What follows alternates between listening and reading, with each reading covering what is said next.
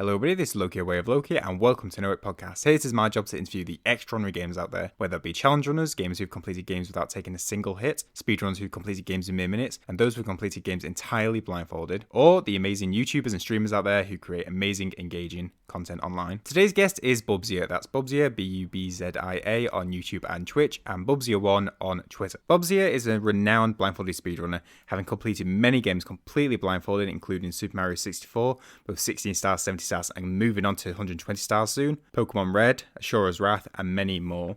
Not only just completing the games, but with some going even further, speedrunning the category, as well as going on to showcase his runs at many events, including GDQ, ESA, and RTA in Japan, which we go into. In this conversation, we go through the various techniques used in blindfolded speedrunning, including memorization, normalization, and the Vario audio uses in the games for blindfolded running. How Bubzia approaches learning a completely new run, his interest in not just completing games, but going even further, refining the routes and going faster, as well as games that ended up being nigh-impossible to complete blindfolded. I hope you enjoy this conversation with Bubzia.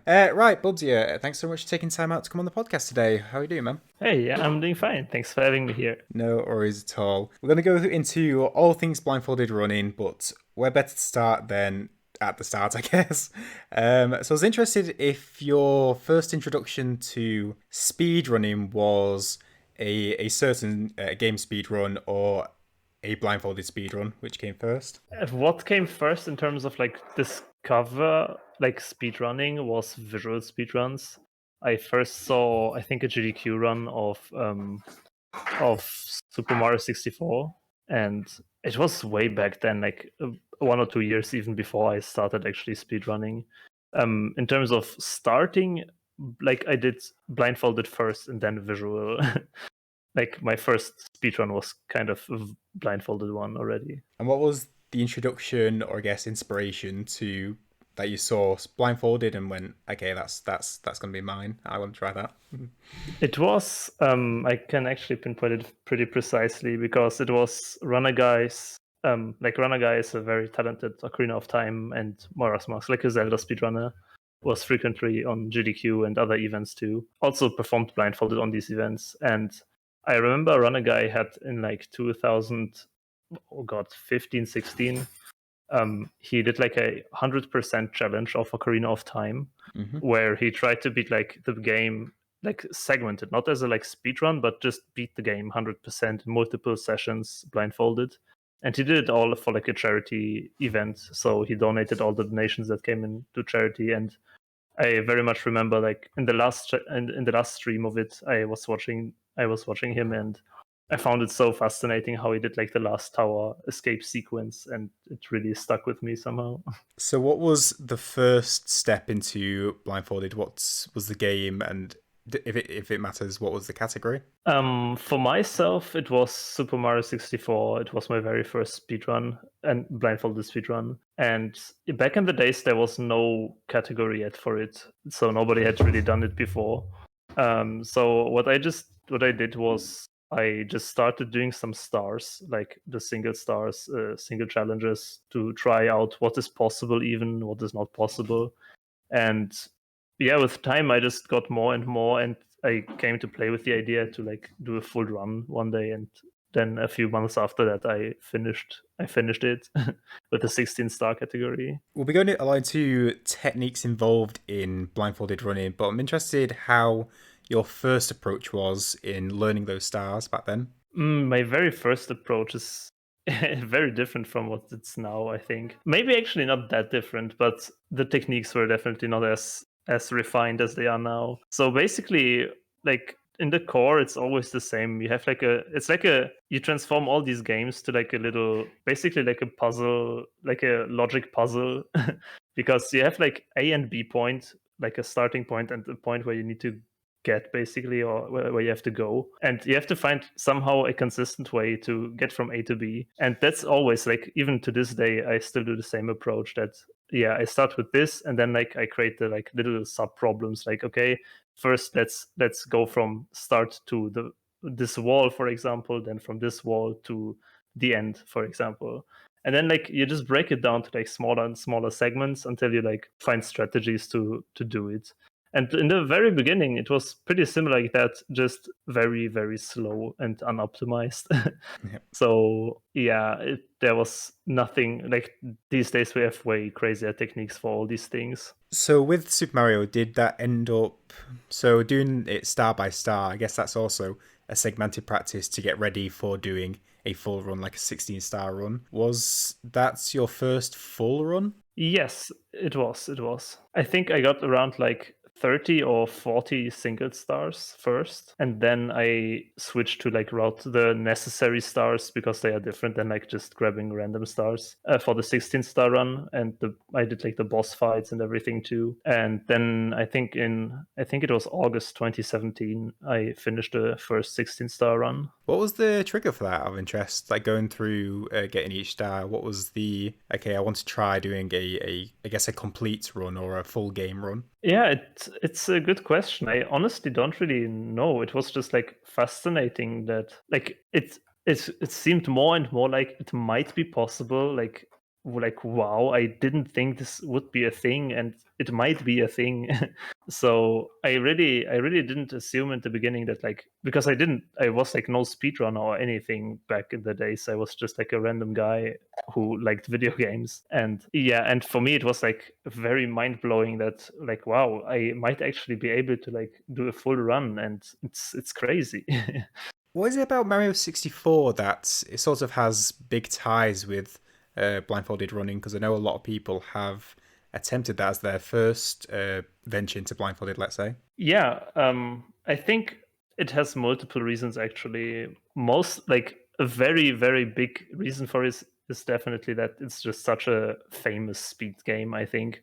Like the community is just so huge, and if you ask any speedrunner, they will probably know at least something of the SM64 speedrun. Like it is so iconic at this point. It's so huge that I think that's where a big part of the interest comes from. And second of all, it's also, in my opinion, the options of movements and abilities that you have, because it is a very, very it also applies for the visual speedrun. Like you can play it casually and you can play it like as a speedrunner, and it looks very different. Like you have so much like movement options that you can like explore in depth and make use of. And for blindfolded, it's exactly the same. Like there are so many like normalized movements and like special kind of bufferings and everything that you can use in this game that like as a casual player you would never even think about these. But like for blindfolded, it's a very like both beginner friendly game and a game where you can really like optimize the movement that you after all use. So I think it's a very great mix for like a blindfolded speedrun. Is there any features of a game, or is it purely interest on what makes you want to do a certain game blindfolded? For me, it's very very random. I would think it's not really that like I see a game and I am like, okay, wow, this has cool movement, this I have to blindfold. Like of course, if I find a new game and play it casually first and then I see like, wow, this has pretty cool movement, then I'm more inclined to do it blindfolded. But at this point, I'm just really like, I like to try out many different things. And I've done so various kind of genres and like RPGs, action games, fighting games, platformers, everything. So for me at this point, it's just like a complete mess. I just like take what I can get into my hands. I think if we'll go a further, I guess, down the rabbit hole, it'd be good to go into techniques involved in blindfolded running. But a step just shy of that, just what I was wondering from what you were mentioning, how is the experience of visual speedrunners, as in people who just, I guess, speedrun quotations normally, experience of theirs moving from that into blindfolded running normally? Yeah, it's a very like I find it very interesting too, because for example in SM64 there is the current world record holder in blindfolded is also like a very big top runner in the visual category, if I can call it like that. Yeah, I always say like visual runners, but yeah, it's, as you said, like the normal way of speedrunning. Yeah. But yeah, I think it definitely comes with like benefits if you know like all the game already like so deeply that you are very good at like a normal speedrun at it. But I don't think it's like all there is to a blindfolded speedrun. I definitely don't think that if you are like a very good speedrunner visually, then you can just like decide to challenge yourself and do a blindfolded speedrun. I think there's like other skill sets involved too, like not only like memorization, for example, but you need like a very different kind of approach to the run, because it's more like the routing has a way bigger part of like the whole run than like optimizing movements, for example. So if like a visual speedrunner comes into blindfolded, I saw it very often. I talked with many like very good runners in various games, and first they were all like thinking like, yeah, probably I could do like this boss fight or this boss fight, or I don't know, this segment blindfolded, and then they try, and yeah, it doesn't look very very good because they just are so used to, like, for example, camera movement, that they do it so subconsciously, and if you are devoid of sight, then yeah, you can't like readjust the camera, for example, and it changes like everything. So I think it's like it's very very interesting for me. I really like to hear stories of like normal speedrunners trying blindfolded for the first time, and especially hearing like success stories where a good visual runner actually like gets really good in blindfolded too. It's super cool. Because I think a misconception around blindfolded running, and was one that I had to a degree before I did more research into the topic, was a lot of it is muscle memory. Yeah, exactly. It's I think the one of the smallest parts of it, for sure. So could you go into, we'll start with memorization and normalization. Could you describe for someone who may not be aware what normalization is? Yeah, so what we use the term normalized movements or normalized positions for, like, first I start with normalized movements maybe. We refer to this as like moves that like reliably gets you from point A to point B, or like it's a move that always has the same outcome if you input it the same way. So for example, if you have like a dodge roll in a game or like a backflip, it always moves you like a certain amount of units to the left or to the back or front or something. And very often, like, if you don't even need to like input anything on the analog stick, but the character just moves on its own, for example, like 100 units back or something.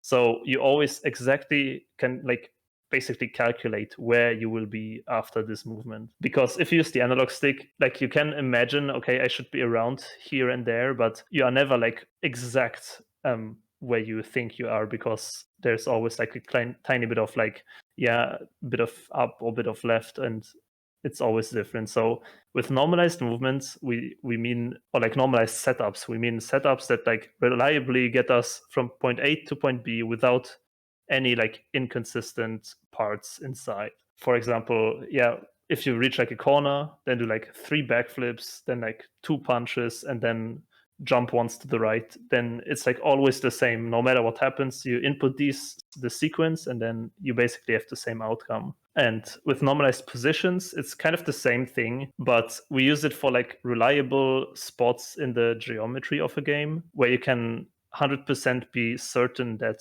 like you know where you are.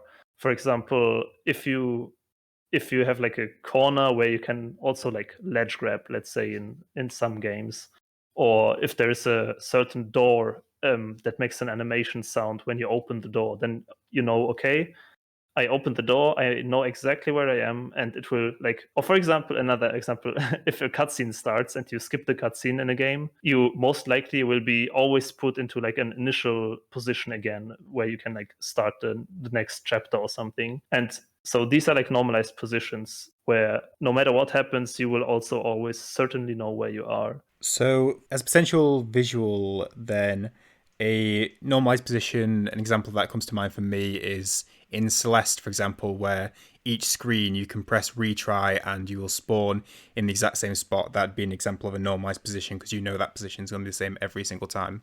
Yes, exactly. That's perfect. That's a perfect example. And normalized setup would be, let's say in Super Mario 64, a backflip would go a fixed distance, so it would require 3 backflips to a certain spot.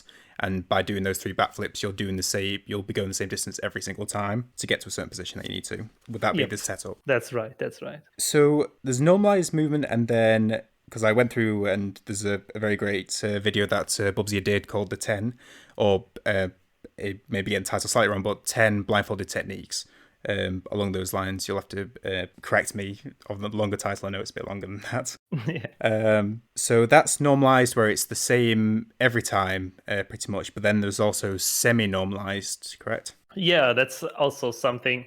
Like all these terms are, of course, like kind of just floating around in our community. It's not like we have like a Bible where they are like dead set what it means or something. But yeah, for semi-normalized movement, I like to refer to, as I said, for example, or like if you go to Celeste, maybe there are like the dashes, right? Like you can dash in the air for like to like left and right. And like let's say you hold the analog stick like neutral and just like do like a dash to the left, like with the tap or something. Like you tap dash to the left, like it gets you always into like the same position, kind of to the left. And now the difference between this and the semi-normalized movement is like if you do it while running maybe, or like while jumping, then like if you, for example, yeah, okay, actually it's not a good example.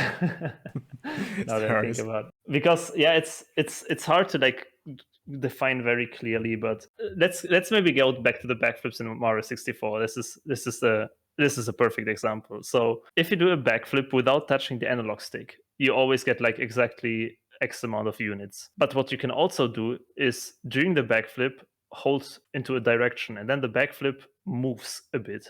Mm-hmm. So it can, for example, if you backflip while holding down on the analog stick, it gets you further away. And that you can use for semi-normalized movement, because what you can do is you can do the same kind of setup, like you do 3 backflips, but all 3 of them you hold down. And that means you will always land in like pretty much the same position, but dependent on like how fast you mash or like how fast you hold down on the analog stick, it will change like a tiny bit. So sometimes when you don't need to be exactly precise, you can use like this kind of movement to make things faster and optimize them in like for the trade-off of being a bit less precise on your end result position, basically, if that makes sense. Yeah, definitely. I guess I noticed, or at least thought of, whilst thinking about the differences, was that I guess normalization is the method of how to do this to complete it blindfolded, while semi-normalization or semi-normalized movements, they get introduced more as like the speedrunning aspect takes over more. So like if you manage to complete Super Mario 64 16 stars, the normalized movements that you do in that slowly become more semi-normalized as you try to get that time down, I guess. Yeah, it's a very good example. For example, we exchanged like in my very first 16-star run, for example, I used many of these setups that I did like, the setups back then were crazy. I did like 50 punches, 10 backflips, like really long sequences of just like slow movement back to back. And now these 50 punches, which took like 2 minutes to perform, we do in like 2 seconds because we just like do 2 long jumps, for example. So it really helps with speed for sure. I'll touch on that for a sec. So as Bubzia has some documents in his Twitch About page that brings up a like Google Docs of strats and the routes for his runs, and to me they look like lines of code kind of thing, because they're all like abbreviations, like jump is a certain letter and goes through like that. And I'd be interested to know what you see when you've got your blindfold on. Do you go through like those lines or those movements, or do you visualize the game as you're doing it? So for me, it's a like mixture. I visualize the game based on how I practiced to perform my strats. So I don't like dynamically visualize. I mean, oh god, it's very hard to explain. So I visualize the game, but I mostly like in my brain stick to my strats that I like write down, as you said. Like for example, the like at point number 1 jump and then do the backflips and then hold left or something. So I have these numbers in my head, but I basically remember those numbers based on the visualizations that I memorized while practicing. So what I do with maybe that's interesting to know for that too. Like if I practice a blindfolded run, I like barely any time have my blindfold on. I practice everything like visually, Mm-hmm. and then I just run blindfolded, because like I visualize the game as I like practice it, basically. So it's like a mixture of the game visuals and the numbers and strats and everything at once. So is that your main way, I guess, of memorizing a run through, I guess, a quotation sort of muscle memory, not precisely muscle memory, but you're practicing the visualization as you're like routing it yourself, or do you have a separate? Yeah, I think for me it's very like this whole process of writing these documents is like a big part of learning it. Because like I spend so much time on writing down every single input and every single setup that after I finish a document like this, I know that like my memory will be ready for the run, because I like don't need to really practice much anymore, since I already like stratted out everything. So what I do afterwards is just like refresh my memory, and then I'm basically good to go. So yeah, I definitely wouldn't call it like muscle memory, because that's like, again, for me it sounds always like, I mean, yeah, it's true, it's kind of muscle memory, but it's like, I don't know, like I have to stick to my strats. If I just like do it visually and then close my eyes and try it, I will definitely fail. Like it's very important that there is this combination of strategies and visual memory, I think. How, I guess, narrow do you segment a run? So for, say it was a 16-star run again, it would be down to the star, but then how far would that individual star be then split up into? Or if another game is easier to describe? You mean like for practice, or like general segmented, like blindfolded runs? So if you were learning, say, level, Mm-hmm. how much would that be split up into in order to route, practice, and learn as you go?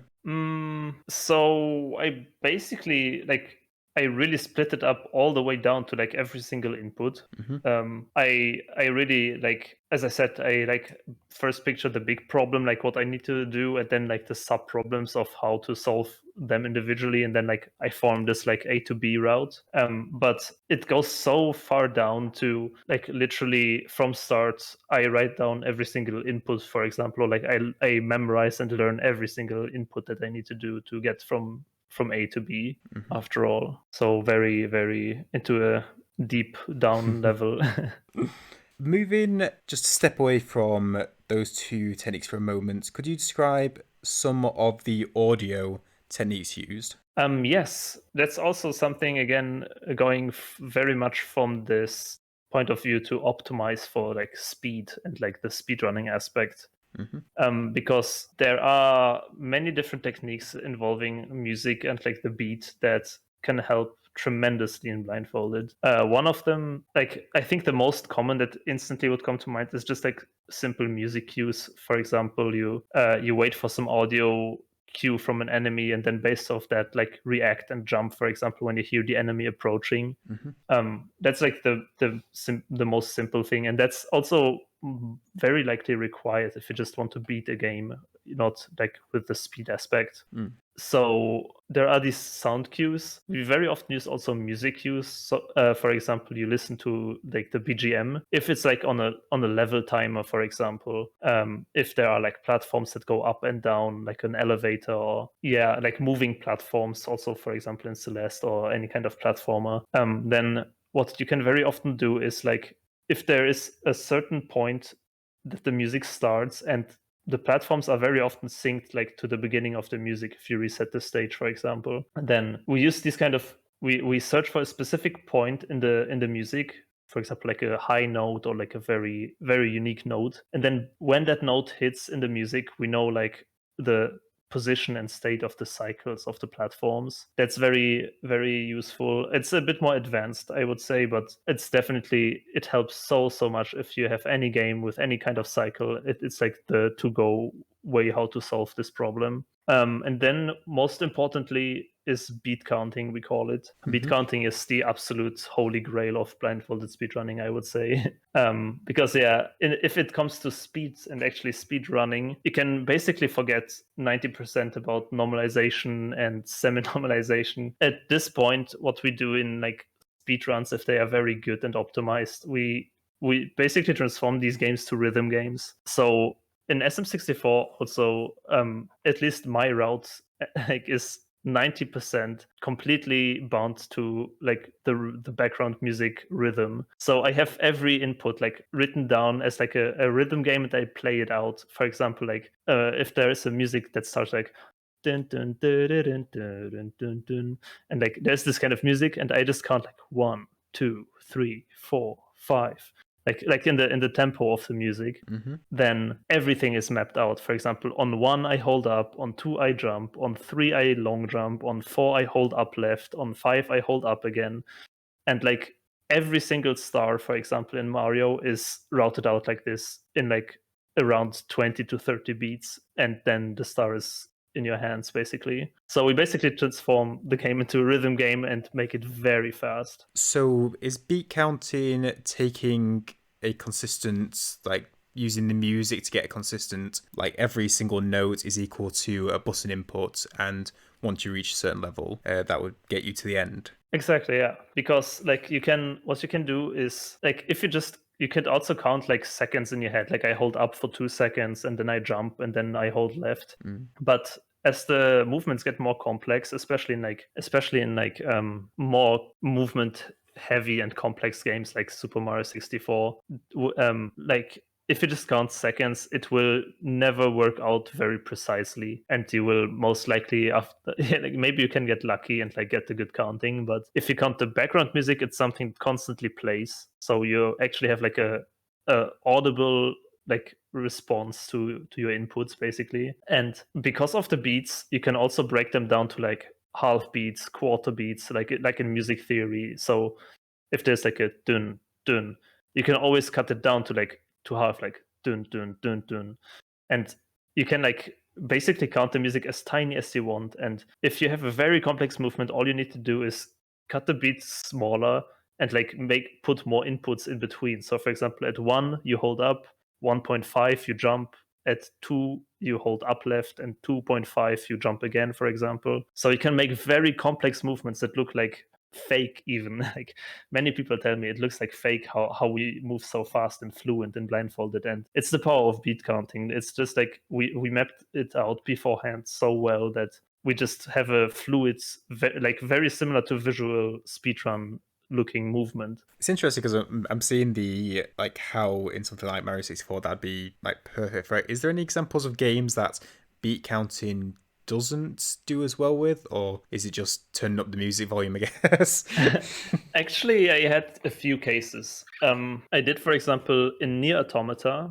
It's like a action RPG on the newer consoles. There, it's funny and it's very fun because I don't beat count a single time. I think in the entire run, it's like a 3-hour long run with also crazy movement. We go like out of bounds. We skip parts with like high jumps and stuff. And there's not a single beat count. And why that is, first of all, yeah, we tuned the music basically completely down before the run starts because it's so loud that you miss like 90% of other audio cues you need to listen for. So that's one thing. The other thing is it has very great like sound design, I would say. For example, if you step on different surfaces on the floor, you have very unique different sound responses. For example, grass sounds very much like you walk on grass, then like stone has like the click click click, and wood has a different sound, and every kind of floor has a different sound basically. So you can very easily like identify where you are from just walking around. There is a very great system to count movement, which is just like in dashes. So instead of counting like beat counting all the way up to like A to B, point A to point B, we just use dashes because it is the fastest movement also in the visual speedrun. So while like it also gives a certain audio cue when you do it, so you can count it, it's countable. It's like very perfect. You basically don't need to beat count because it's already the fastest movement that there is. A second example that does not really involve beat counts is Pokemon Red. Okay. Like the first, I mean, actually, every Pokemon game is kind of the same in that regard because it has a very static way of inputs. So Imagine there's a lot of memorization with something like Pokemon, with how yes, the gameplay differs. exactly. Pokemon is definitely more a challenge of memory than of inputs and like gameplay, I would say. It's a very long run and very complex in terms of memory and numbers. You have to memorize lots of numbers because like you don't have complex movement like on an analog stick or anything. It's just you press up once and the character moves exactly one tile up. So basically every movement is automatically normalized because it's a tile-based game. So in these kind of scenarios, like you wouldn't really need beat counting, because what would it help you? You could just like tap 5 times instead of like holding right maybe, but it doesn't really save time. We use beat counting for example, RNG manipulations though, because there we need to like, it's like the frame perfect inputs you do after you have to like reset the console and then hold like specific buttons on the menu. And there, for example, we beat count, but that's just because the precision needed. Again, like beat counting helps you to get this super precise inputs with the like quarter beats and everything. I'm just thinking now, like I want to stick with techniques for a sec, but it's just crossed my mind. Like Pokemon with the like critical hit is the first thing comes to mind with that kind of thing. But I guess that would just be having to return from the Pokemon Center if a run goes badly along the same route as a backup. But yeah, exactly. I think it's mostly like if you die or get unlucky, you have like backups routed for like every Pokemon Center where you could like potentially respawn, for example. A couple of factors in 3D games, I guess this would be quite important, would be to do with something. Could you, Pammy, input buffering? Could you describe what that is? Yeah, it's also a very, very, very important technique, actually. So on many 3D games, it's a bad problem that if you have an analog stick, first of all, it's a bad problem that they stopped producing controllers with notches. Like on all the PlayStation consoles, on the newer Nintendo consoles, even Xbox controllers, none of these have notches, which are extremely important for Blindfolded. So yeah, notches are extremely important, and it sucks that they really stopped using them much. The last good one was like on GameCube and then Wii Classic, because yeah, it's it's harder than you think that even actually like inputting straight up or like straight to the right. Like if you're blindfolded, you just push to the right, but can you be 100% sure that you push like straight to the right and not like a tiny bit up or something? And especially in newer games, in like newer 3D games, the analog stick is so sensitive that like a tiny difference in like up or upright makes like a big difference in the character, because they make it like they want to make it as fluent as possible and stuff. So it's like if you wanted to get like 90 degrees right, you don't know whether you're going to be anything from 0 to 90. It could be any sort of angle. Yep, exactly. So that's is a problem that notches can solve, because there you notch your analog stick in and then you know 100%, okay, I get this angle. Even if like the notch is not perfectly centered or anything, you can still like strategize with that notch still. And yeah, and input buffering is a technique where many people actually don't know it from the analog stick, I think, but like from the example of Punch Out, because it was so big in the GDQs, Blindfolded Punch Out. It basically, like input buffering basically means that you press a button or like you make some inputs that will get registered at a certain time in the future at a predictable time though. So for example, if an animation plays and you start holding A during that animation, then as soon as the animation ends, this A input gets started. In Punch Out, that's the case, for example. You can punch, and if you during the punch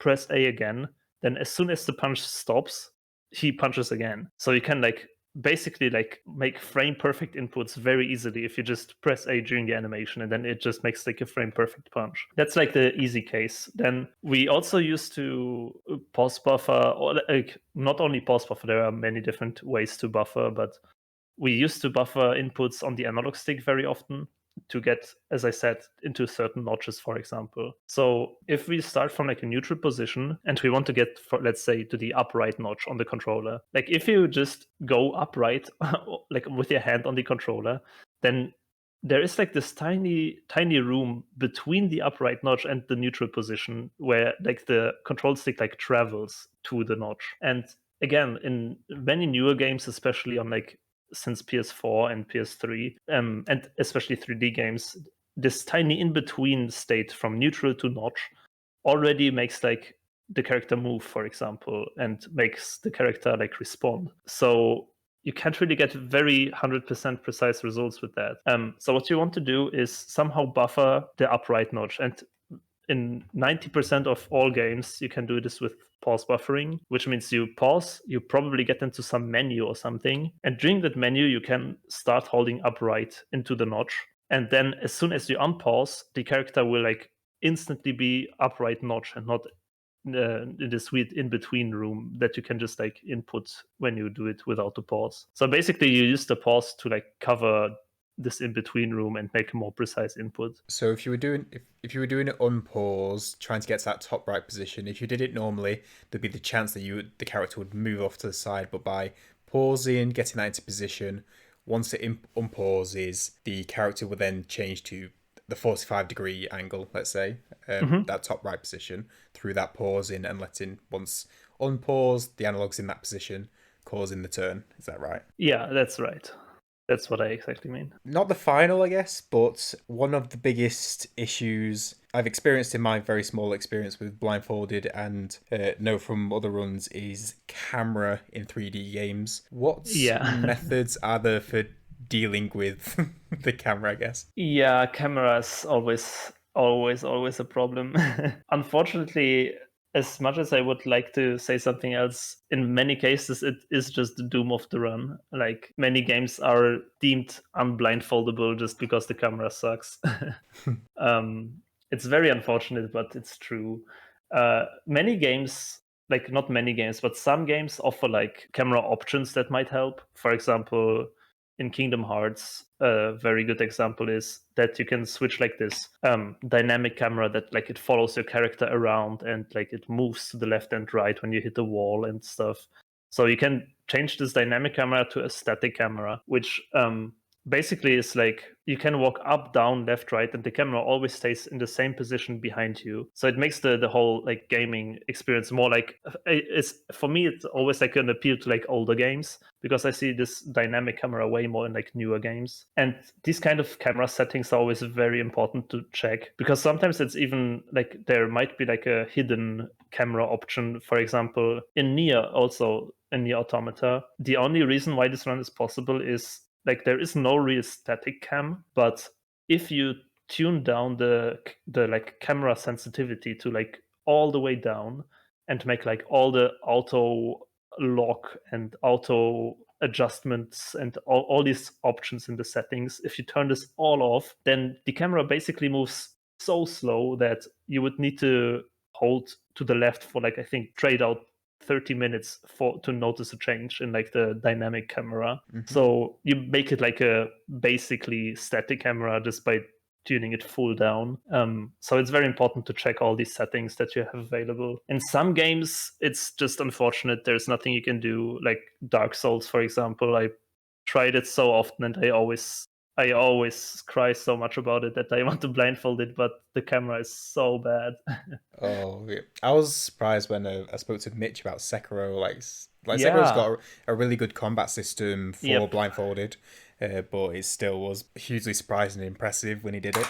Yeah, I was also very surprised when I first time saw the run, but it makes sense now that I like watch it more often because Sekiro has like all these like normalized positions with the hook shot, for example, and you can wall hack, for example, like if you go to like it has much more movement options, I think, that help a lot, even if the camera is still pretty bad, I think.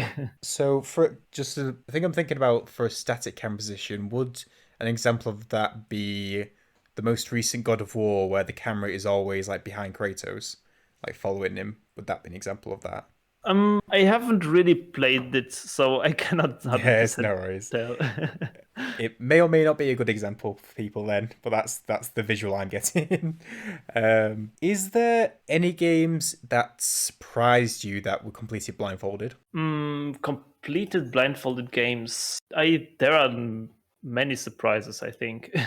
Like first of all, what we also talked, Sekiro, I was pretty surprised when I saw it the first time. Now I talked also with many runners like Mitritz. I talked very often, for example, about it, and like after hearing the strats, and it makes more sense to me. But there are still some runs that are like so crazy. I don't know. Like I still cannot wrap my mind about some runs. There are I think like Outlast runs on PC where they do mouse movements blindfolded, Oh and god, I don't understand really.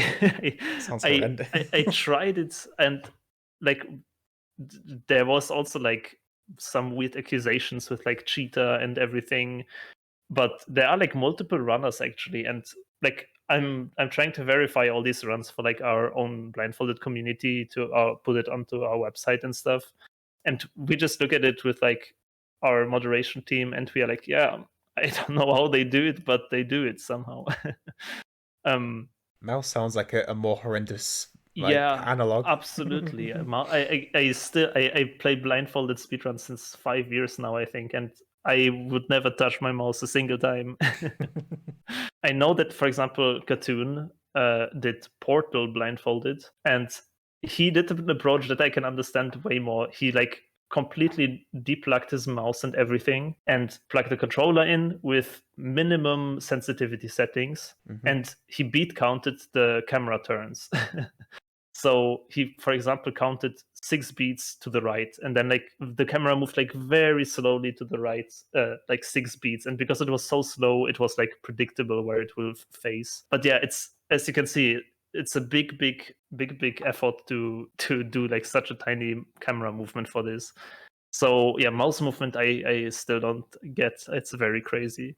The same thing with there are a few Pokemon Snap runs blindfolded, and it's also, if you think about it, it's basically an ego shooter. Like you have to aim with your camera like onto specific points, and while it doesn't need a mouse, it's still like on a joystick in a like ego shooter perspective. So I also really don't understand how to do this. So mention Dark Souls was a game that's I guess is extremely difficult. I guess I can never say impossible in case someone ends up doing it. Yeah. But has there been any other games that proved equally tricky or nigh impossible? Yeah, many games. Like I throughout the years I tried a lot of games to like blindfold, or even just like do segments of them blindfolded, and many games I've encountered, I think more games were not possible than possible. That's why I like kind of take everything I can get at this point. Of course it's a challenge to like do these things, but yeah, many times things fail just on basic needs like a good camera, or there are parts which are extremely RNG, and blindfolded especially, there's no way of, for example, telling where you need to go. So there's always something little that messes up the run. In some famous example is Kingdom Hearts 3, I think. When it came out, I was extremely hyped because I blindfolded Kingdom Hearts 1 and 2 and like a side game, like the zero point 0.2 it was called. And it was all like really long and like epic journeys. It was like 7 hours blindfolded. Like it's super, like the community was hyped. And then Kingdom Hearts 3 came, and I was like, yeah, let's do the third game too. And I played through it casually. Everything seemed possible. Camera was okay. And then in like I think 80% into the run, there is like a tiny mini game. Like you have to say like a boat, and it has nothing to do with the story, nothing. It's just like a mini game that's mandatory. And this mini game is just straight out impossible, and it killed the entire run. And it since like 3 years, nobody figured out how to do this blindfolded. It's super sad. Yeah, so that's one example. Other examples, all the cool games that have camera movement, as I said, like Dark Souls. I still want to return some. I'm thinking about asking some modders to make a static cam for the game. Like it wouldn't be an official run anymore, I think, but like is still just for myself as a like cool challenge. It would be super cool, I think. Other games, many ego shooters, like I wanted to try Half-Life 2, would also make a super cool speed game, I think, blindfolded, but yeah, turning around is just horrible. Same thing with Minecraft. Minecraft recently got blindfolded by Saver, but he had to use like hotkey control mods to make the camera turn 90 degrees left, right. So yeah, it's always like the problem. Mostly it's the camera, really. The camera is our biggest enemy. Camera's like the most common factor for a run being I either think. feasible or not. Yeah, camera and RNG sections.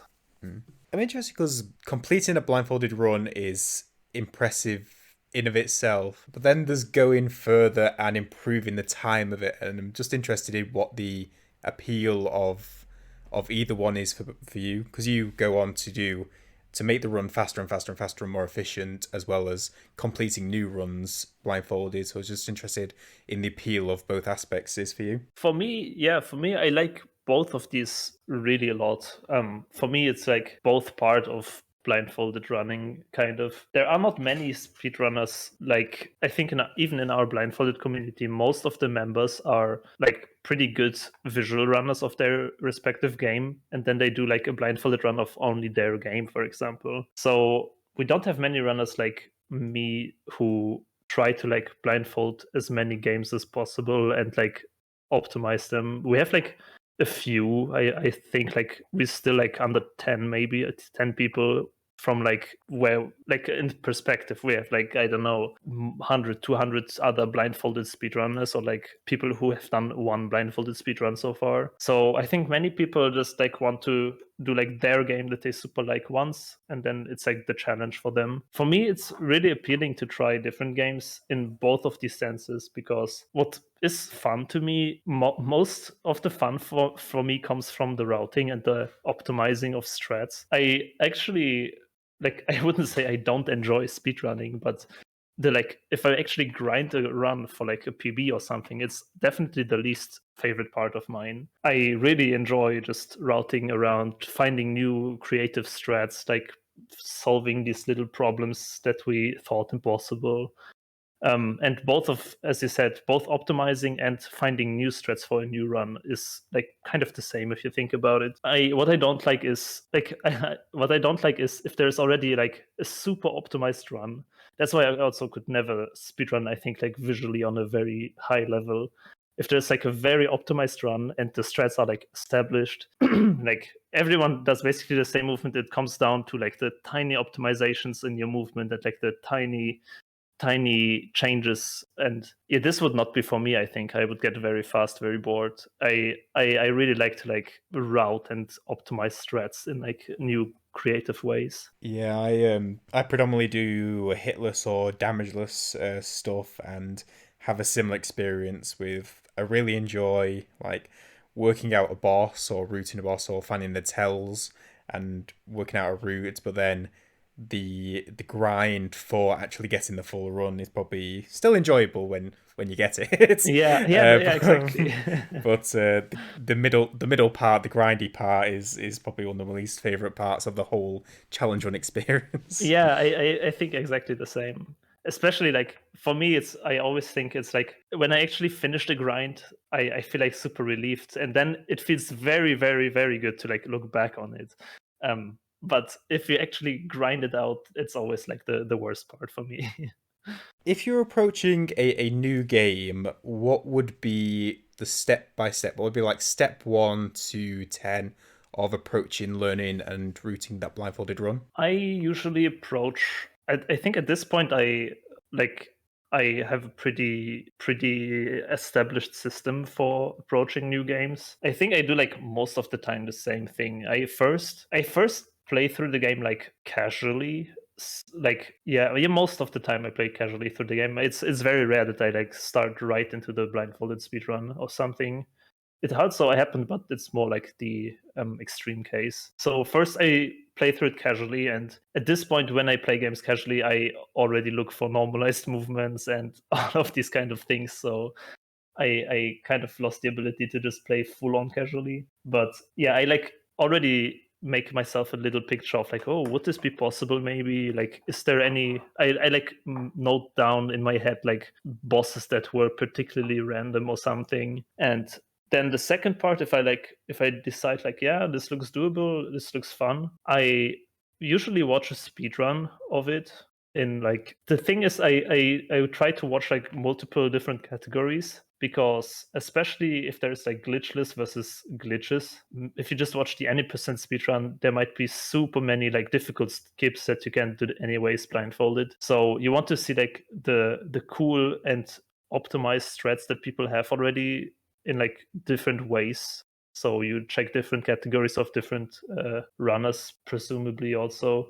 So basically, I do like research on the speedrun, check out guides and all of these things. And then I usually go right into like routing a few segments. I don't really learn the speedrun visually or anything. I go right into Blindfolded. I usually just really start a new game, start from the beginning, and then route all the way to the end, and hopefully it will work out. It happened that I routed the game and then I noticed at like 70% in, like, oh, this section here at the end is pretty impossible.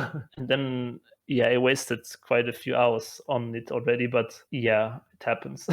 No, but if I know like beforehand that there is a super difficult part, for example, in Metal Gear Solid 3, I wanted to route it blindfolded. I never really did, because I did exactly that. I played through the game casually one more time after a long time, and then I checked out the speedrun. It looked all fine. And then I noticed the last boss is kind of like, it looks very, very difficult, because you have like, again, like an ego shooter segment. You have to like shoot very precise missiles. And I first wanted to check it out, so I right away, I didn't start routing or anything. I just right away played again through the game to this last boss to first route this out of the way, basically. So I have like a clear path later on, because like just routing the movement from A to B in like a normal game is usually not a big problem. It's mostly like these special cases like boss fights. So I went there, I tried the boss fight out, and it proved possible after all. Like, it took me quite a long time to find the cool strat, but it worked out just pretty painfully, I would say.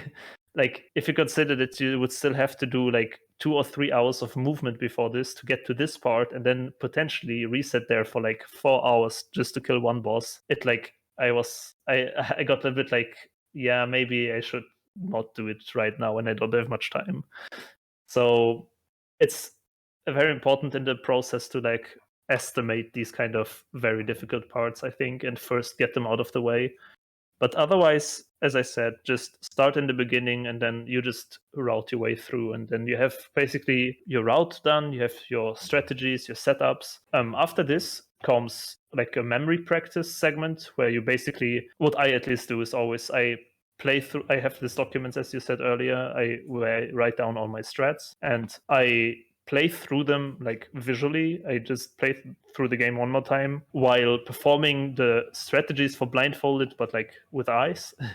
To like, it both helps me memorize all my notes, and on top of that, like verifies if they are correct. For example, like, oh, this movement is actually not leading me to where I want to be or something, then I can still make like little adjustments. And then then you basically practice a few segments, and then it's time for the full run in my usual approach.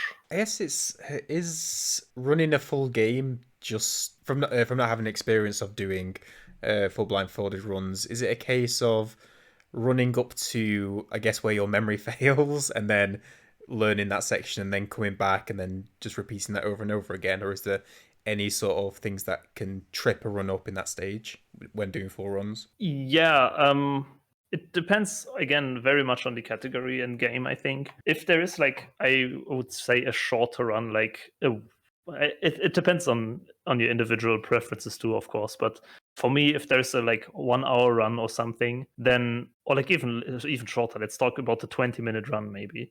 Then what I do is, even if the strats are not like 100% consistent and optimized yet, I just try to run it. Like, I just try. Then if I fail, then I see, okay, I failed here and there. This I need to restrat, reroute, repractice. And then I just try again until I get like a run done. Now, most of the blindfolded speedruns are not that short, unfortunately. So in these cases, I think it's very important to like really confirm that all your strategies work, that you have enough backups, like you can save at some point and then like reload it or something. It's very important to have many of these backups, because if we speak of like I think the average runtime of like blindfolded is more like 3+ hours. And yeah, you don't want to spend so much of your like energy and effort to like fail 2 hours in or something in a stupid little trick that you routed wrong because you had like a backflip not enough or something. So you really want to make sure to have all the strats right and to have your memory correct. It happened before in many cases in various runners also, not only me, that you in a very long run, in the middle of the run, like something just doesn't work out anymore. You have no idea why it fails. It's just some weird new thing that you haven't practiced, or a new RNG variation that you haven't like encountered and didn't anticipate. And then it's it's hard, but you have to just sometimes quit and reset and look at it again and try again. Could you talk a little about the mental aspect that goes on whilst running? Because, like I say, a very small amount of experience I've had, I found it very, I guess, mentally tiring just going through short segments, but doing something like a 3-hour run must be that plus times by 10. Yeah, I think it's a very big part. Like it is a very, very exhausting and mentally draining challenge run. I think, like Blindfolded in specific. In my experience, it got definitely better with time and experience. So yeah, the first years I did it, it was always very, very like exhausting for me. Even like short segments, as you said, like I was running 16 star a lot in my early days, and I got it down to like a 1 hour run. And even those were like, I could do like 1 or 2 runs a day, and that's it. Like even if I had like free time, I couldn't run more. I was just like so tired afterwards. I guess it's just like your brain needs to get used to like processing the information in this other way, that like without visuals and just having these numbers in your head and all. By now it's really become second nature to me. I have like no problem even doing very long runs. I think, don't know when that change happened or anything, but I guess you just get used to it. Otherwise, it kind of I always really like to advise to new runners that they should get like familiar with being blindfolded, and if they do like the first run, maybe like practice really with the blindfold on and like see how it is and experience like being blindfolded for like a bit longer. Because there are also like instances, some people for example have like big troubles with it. I know of some runners who like they get like nauseous or something if they are too long blindfolded. Like I don't have these symptoms myself, but I heard of them. So I always really like to advise to like first get used to it. Maybe it's like a very different thing from usual. So yeah. So in terms of resources, yes, for learning the runs, mentioned using the speed runs of the game, the visual speed runs, for strats, making notes, detailed notes of the route. Is there any sort of other blindfolded resources for games that people could use for, I guess, existing runs that have been completed? You mentioned a couple of times like a community. Is there anywhere people could look if they wanted to find or were more interested in trying to get involved in blindfolded runs? Yeah, so our community is mostly on their way currently in Discord. Like we have a Discord server, and we also have a website right now, which is called blindfoldedgaming.com. There you can find like, I would say 90% of the blindfolded runs that have been found so far. Like we try to update it and we try to verify all these runs with our small team. We only like 5 moderators there, so we try our best. But yeah, there are like all these runs and the runners are linked to there, and there's also a link to the Discord. And most of the documents, for example, if you are like, I would say, I don't know, I see a new run, for example here, Celeste, and I see, for example, Saver has run it, Katoon has run it. What I would suggest is to, if you're interested in trying that run, definitely first of all watch it, because maybe it will not be that interesting anymore after you see how much struggle is involved. But no, if you're really like interested in that run, I would really recommend just writing the runners or like joining our Discord. And I can assure you many of the runners are inside our Discord, and if not, then we can try to help to get in contact with them. So like our community is pretty small, I would say, and like we like to help each other anyways. it's like we don't have really like a resource hub or anything besides the website where the runs are listed. So everyone has like their own notes. It's not like, because I think especially SM64, for example, is a pretty extreme example at this point. Like we recently had the 11th person beat the game Blindfolded, and it sounds probably like not much, but it's so many runners for Blindfolded in one game. Like the average runner count of a game is 1 or 2. It's very rare that there is more than one person running a game Blindfolded. So I would really highly recommend just reaching out to that person, and they would be probably very happy to talk about it and help out with that. In terms of like the bigger runs like SM64 at this point, yeah, we also are like on speedrun.com, for example, documents. Yeah, if you see my name anywhere there, I have all my documents also public, as you mentioned earlier. They are on my Twitch page, for example. But yeah, we don't really have like a central resource hub. I would just recommend speaking to each other. I guess along the lines of it's small community, but you also do a job of also promoting like these runners because you do a monthly YouTube blindfolded news, I guess. I've said that so badly then, but Bubzia does a monthly YouTube video showing any blindfolded news, improvements, speed runs, new runs, stuff that's happened over the last month. I guess I don't know where I'm going with this, but Yeah. that's what, No, but it's yeah. correct. It's correct. Yeah. I'm doing that. It started pretty recently. I think last year in November or in August or something. I started. Mostly the idea came because we had like a big surge of runners, of like new runners, and yeah, I found it like pretty sad that nobody knows of the other runs of each other, because as I said, most of the people run like one game and then the rest is like outside. So I thought it might be a cool idea to like collect all the new runners, all the new improvements of a month and put them like together, so people can see like not only their game maybe, but like maybe explore some other games. And I mean, I have to admit, I'm not the best like video editor or anything. I wanted to start it to like learn a bit more about it, but I think like for the community it's pretty nice. I heard pretty good feedback of people that they like saw new games for the first time, that they are now interested in running, for example, or that they are like getting motivated to run new stuff by it, to like get into it themselves and all. So I think it's cool. I'm glad I started it. Yeah, I was trying to go somewhere with that point, but just like ran into a wall. I don't like. It happens. In terms of streaming, I guess it must be an interesting experience practicing blindfolded when I guess obviously a big aspect of streaming is chat interaction. So how is the experience being a blindfolded runner streamer? Yeah, it's a different one, I think, than a usual streamer.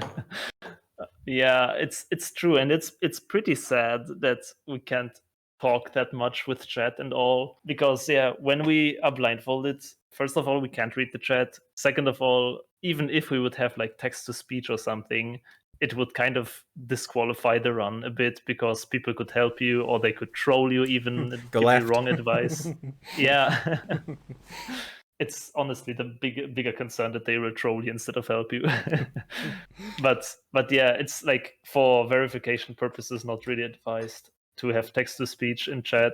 And yeah, it's not really cool. I think especially also like it's such a niche kind of deal. Like I think speedrunning is already pretty niche. If you then go into challenge runs, that's like even more niche. And then like in challenge runs themselves, so like blindfolded runs, it's like very deep down there somewhere. So the viewer base is not super like there's not really much knowledge about that this even exists or anything. I was maybe now a bit of a side note, but I was so surprised when Twitch added their like tag system back in 2018 or something, where you can like tag your stream as like speedrunning, for example. From day one, there was a blindfolded tag, and I don't know why, but there was one. So shout outs to Twitch for putting that up. Yeah, but it's very sad that we can't really talk much. That's why like I got a bit of like a bigger stream community after my recent GDQ appearances and stuff, which I'm super grateful for, of course. But I really advise like other blindfolded runners or like people in like more like these niche communities to just like also stream your practice and everything and like your routing, because what I did in the past years, like in my first I think 3 or 4 years of streaming, where I still like had the, I don't know, 3 to 5 viewer average or something.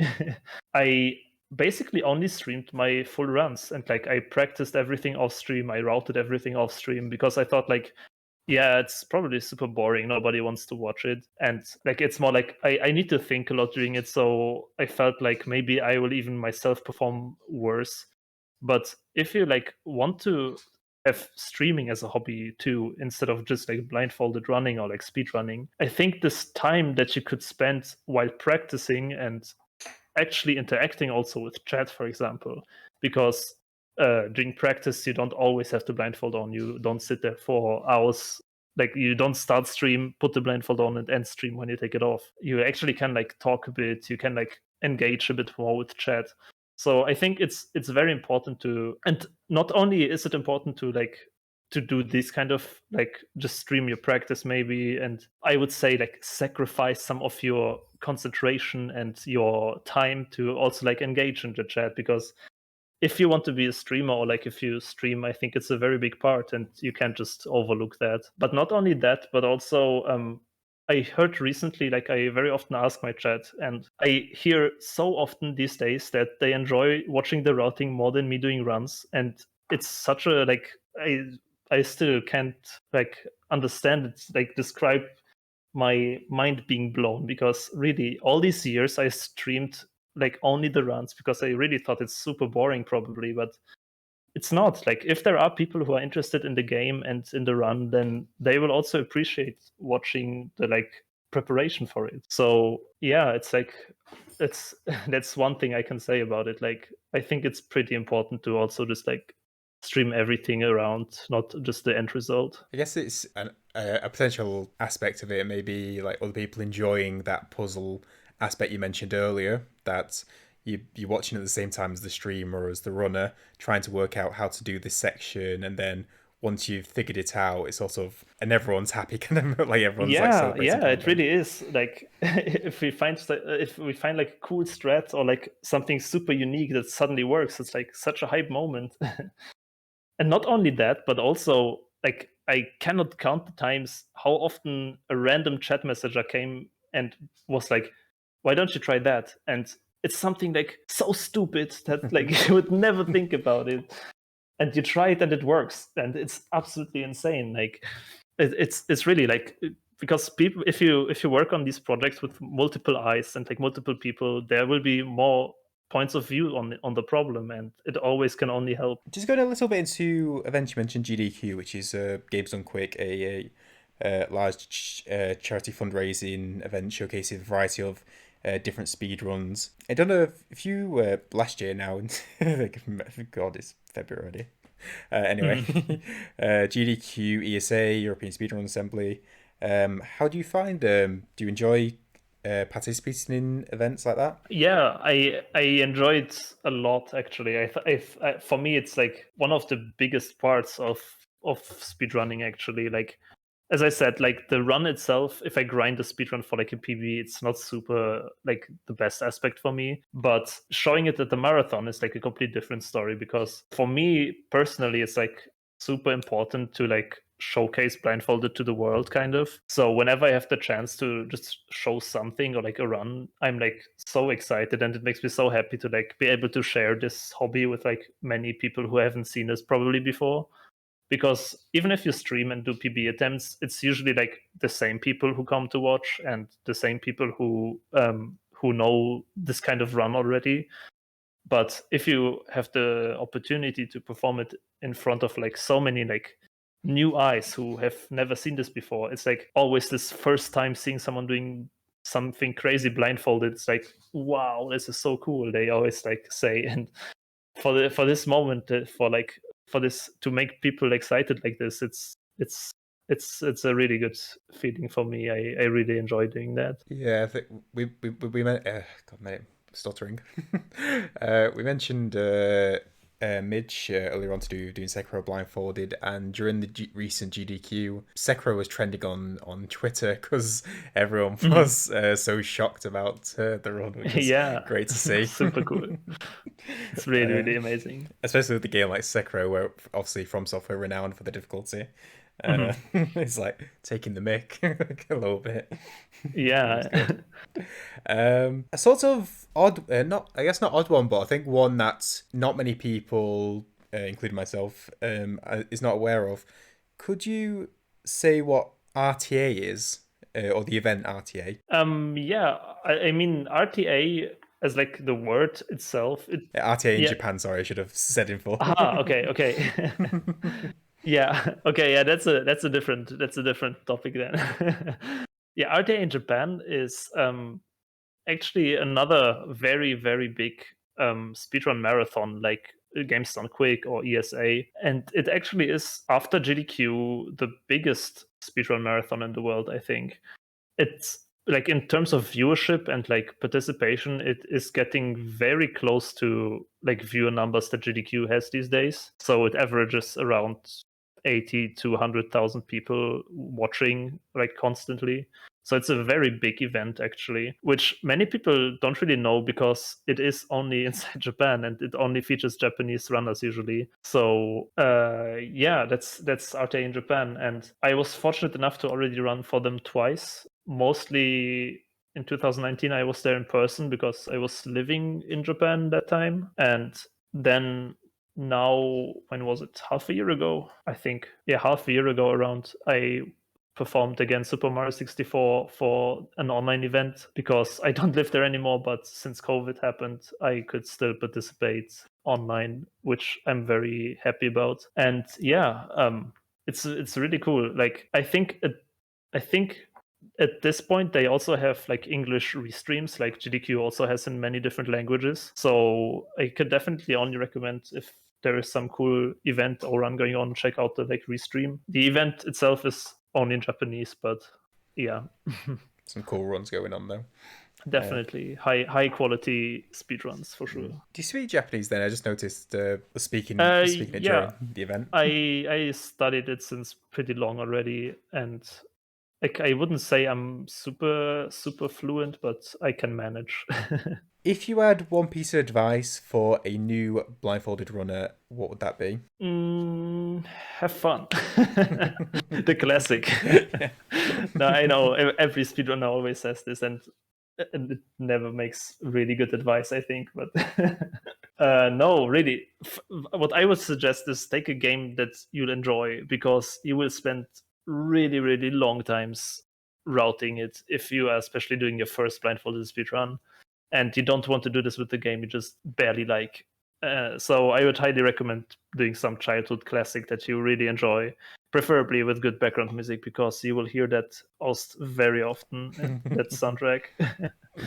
Unless you That's need, my unless you need it, unless you need that soundtrack for some yeah. count. It's actually one of my worst favorite parts of blindfolded speedrunning, because you cannot practice with just listening to music or anything. You always have to listen to the background music no matter what for your setups, and sometimes it gets really annoying if you hear the same song for 2 hours already, and well.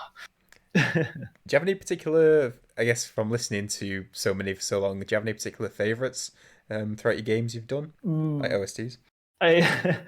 Favorites, and I mean, I can, from like right now, I can tell you two that I particularly hate, especially.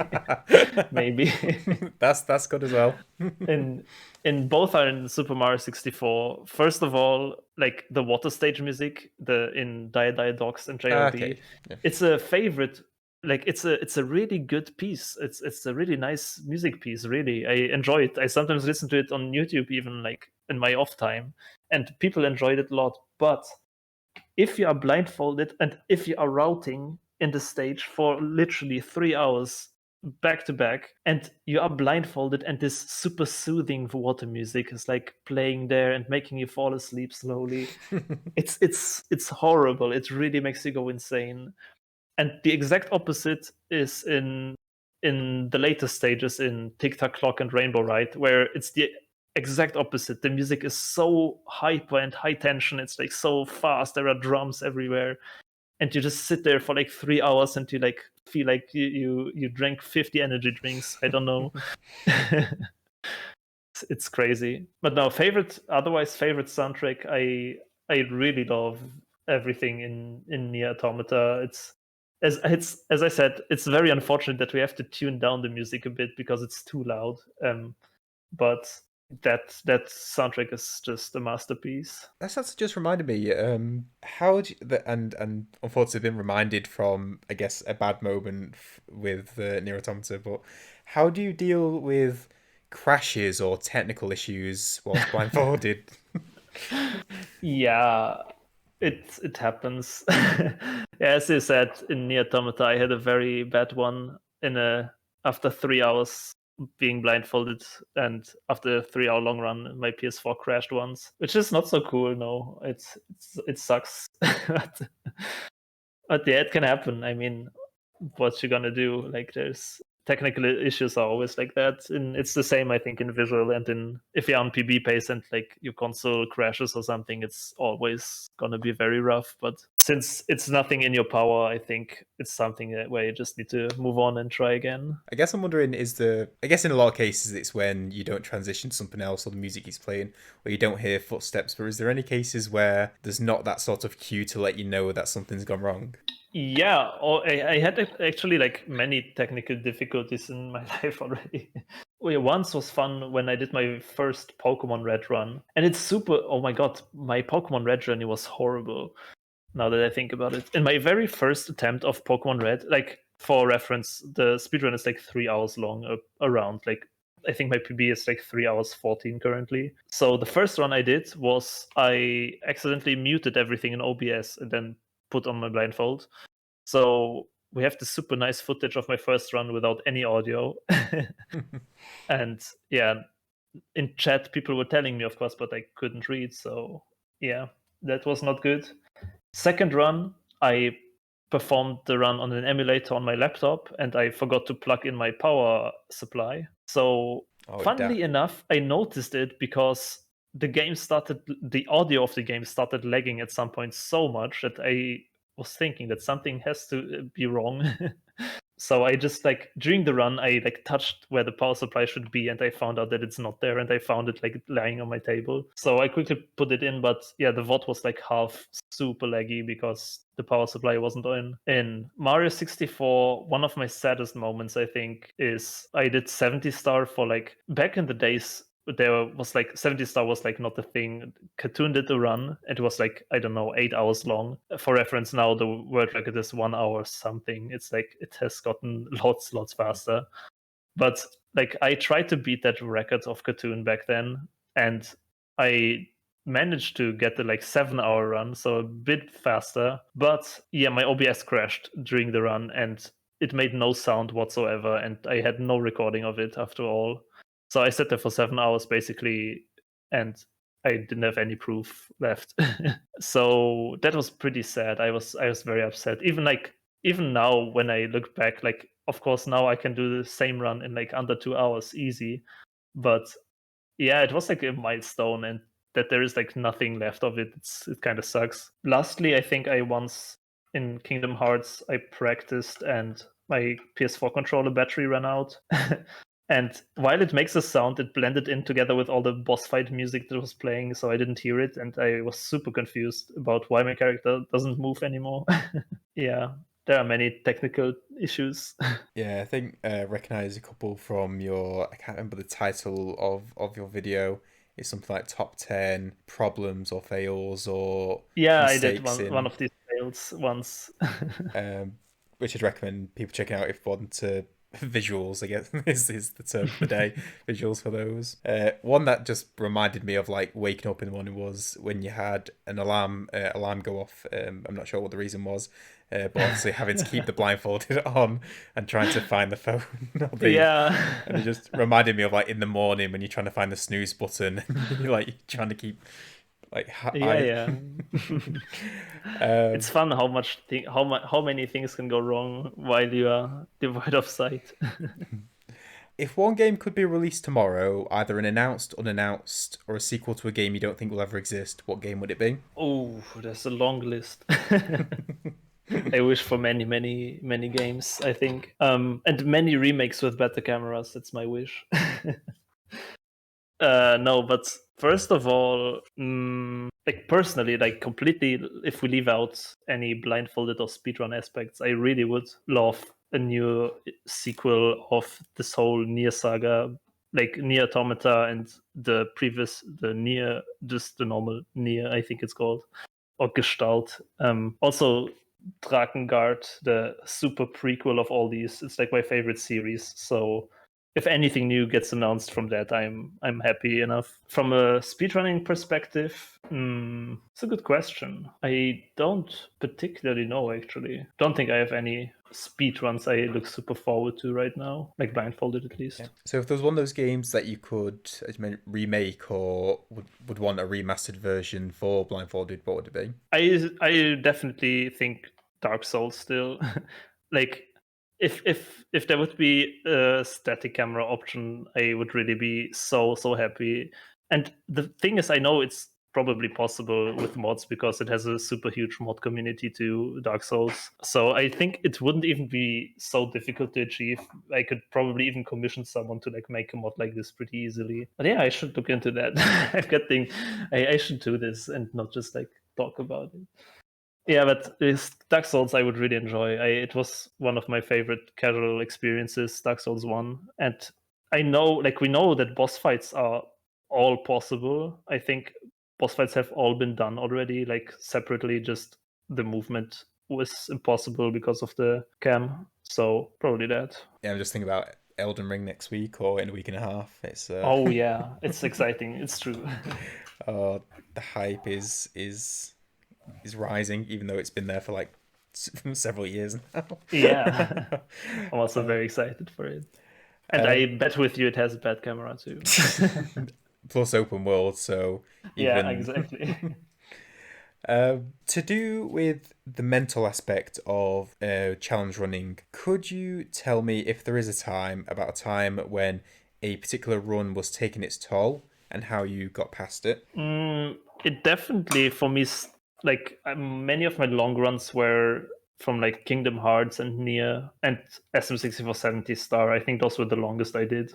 They were all like 6 to 10 hours long, and you can just really feel after, I think, like after the like 5 to 6 hour mark, you can feel your focus starting to like drift away super hard. Like it just becomes so difficult to focus and like keep your concentration up. So it's very strange because you get like into this state where you just play the game, you don't really notice anything outside anymore, you're like super in it, like this flow kind of state. But on the same time, it becomes so hard to like concentrate. So it's like it feels like you're like in a weird not fever dream, but like in a weird state of mind. And I think it's pretty difficult to push through this because I think especially if you keep going, like at the end of the runs, it gets usually better again. It's just like it's like a low and then it gets up again kind of deal. If I said most hyped or celebrated moment on stream, what moment would come to mind? For me personally, I would say my Nier Automata e-ending run is still one of my favorite moments in life. Like it probably isn't like in my community or anything viewed as that big, but for me personally, it was such a huge milestone. Like it was a speed run for reference that clocked in with 10 hours and 16 minutes, I think, without break, without anything, just me and the game. And like as I said, it's like my favorite game series, and the game means like super much to me. And to finish, like this category is like basically like the main story, the all endings, and like yeah. it was like I met many super amazing people in the community through the Nigh-impossible speedrunning community. I met really amazing people, and we became like friends and all. We talked pretty often. I still have contact to some of them like nowadays, even if it's like years later. And yeah, they were all like there in chats, and there's this like super hype moment in near at the very end where the credits are like playing, and there's still like you play basically the credits, and there's like nice music, and everyone is just like crying around that the game is over. And for me, it was very, very special somehow this whole moment, because I knew that it also means that I will kind of be done with this game and have to leave this community again. Because for me, it's always like this: like I go into a community, like I meet people, I route the game, and then after I'm done. Like I have to move on. So it was like very emotional and a very big moment for me. I think I really like it. And the final question will be, what's in the future plans of Bubzia? I have way too many plans. It's I have like a backlog of blindfolded runs for the next 3 years. I think I have so many runs that I want to do, and so many runs that I started that haven't finished. And oh yeah, but currently, like in March now, I'm currently working since already way too long on 120 stars on SM64. Like I practiced for this one single run attempt since over a year now, every week, like 4 days a week.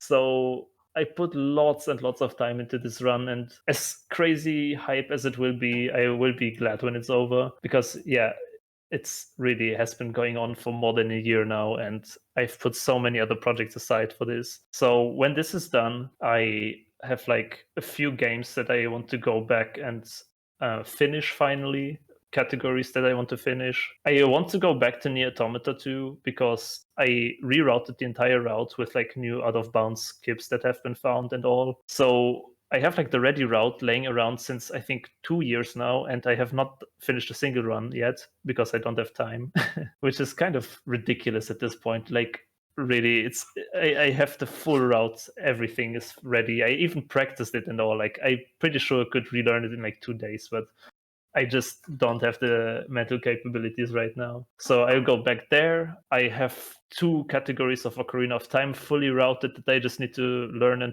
perform.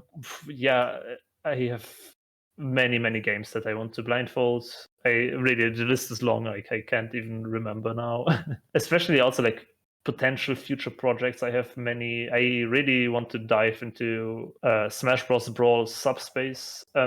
A mystery, or how it's called, like the story mode. That would be cool to blindfold. Like it has like the fighting game aspect, 2D platforming aspect. It's like a good mix of all. I am recently very interested in Xenoblade Chronicles 2 Any% New Game Plus. It will be like a long RPG run again, very different from what I do these days, but like I personally really enjoy blindfolding RPGs like that. What else? Many people demand me to try Super Mario Bros.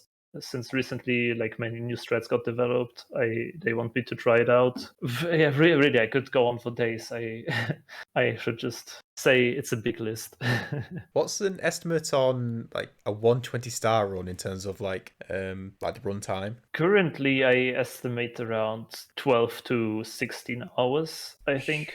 Like it will be a huge undertaking. The thing is not really that like my sum of best of all the segments that I practiced so far is like way lower actually. Like the sum of best is at around, I think it will clock in around just over 8 hours. But of course that's like when things go perfect. And the problem is there are not many, but a few certain stars that just are so incredibly difficult that were like never meant to be blindfolded, I think.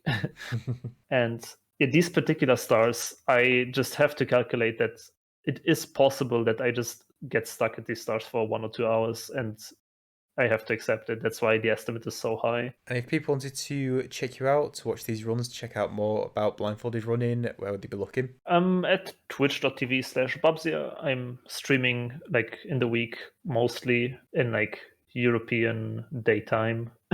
Yeah, I usually stream like 4-5 times a week. You can find me there. Otherwise, on my YouTube, also /Bubzia, you can find all my PBs there. I recently tried to upload more of also like non-PB stuff, just like segments or little highlights, and as we talked earlier, the like blindfolded news, for example. So I'm trying to push out content there too. Otherwise, I'm active on Twitter, Bubzia1 at Twitter. I always post the news of new PBs and events that I perform in and stuff there. So it's very good to keep up with news. Otherwise, yeah, everyone feel free to reach out to me in Discord if you have questions. I'm always ready to help. Happy to help. And yeah, that's it.